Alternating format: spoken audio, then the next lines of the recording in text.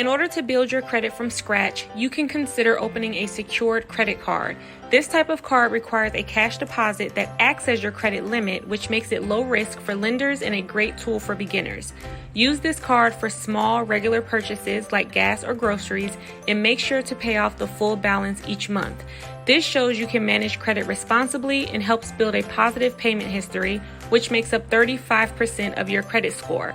Another option is to become an authorized user on a trusted family member or friend's credit card.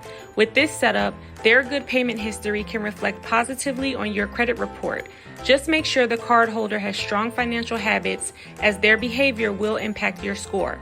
Lastly, avoid applying for multiple credit accounts within a short period of time. Each application results in a hard inquiry, which can lower your credit score temporarily. Instead, focus on using one or two accounts well, pay your bills on time, and keep your credit utilization below 30%.